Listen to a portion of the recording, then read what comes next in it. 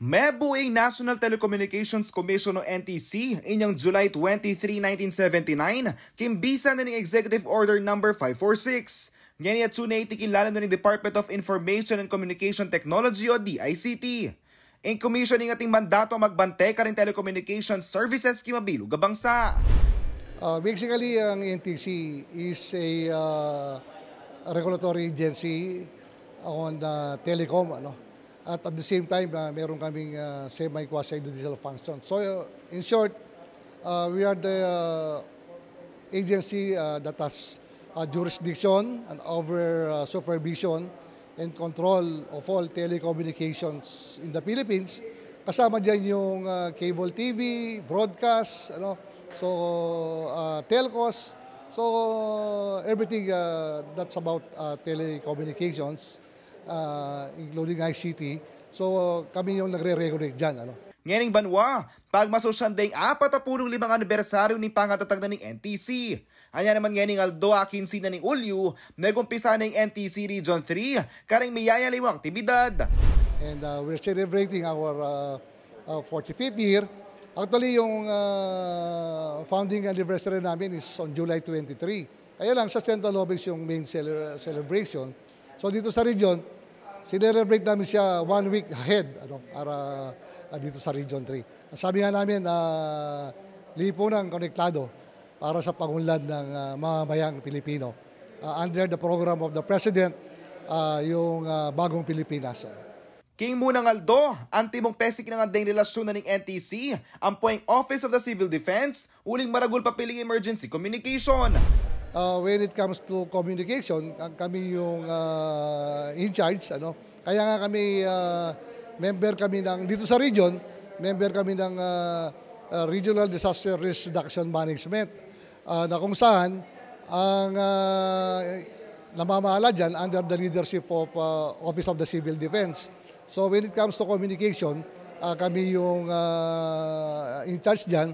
Kami naman, in partnership with our amateur and civic group, we activate them, this group, mga volunteers ito, volunteers, always ready to serve, pag may disaster, at pag mayroon kaming mga offline, yung mga pagsumbak, pag mahal na araw, All Saints Day, so palagi kaming nag-activate ng itong mga amateur group. Maulagaya ko ning alang patugot na pamisan metong daring ahensya uling pakatulid yan naman ini kay National Disaster Resilience Month ay bulan na ning Ulyo. Yung National Telecommunication Commission, of course, kasama ko to as also member of the Regional Disaster Risk Reduction Management Council of Region 3. Alam po nyo, ang komunikasyon, isang cornerstone po ito ng in all undertakings po. Major event security framework, plan events, and lalo na po sa disaster risk reduction management, which is the mandate of the Office of Civil Defense. Napaka-importante yung communication. Of course, lalo na't ngayon, maraming amateur groups and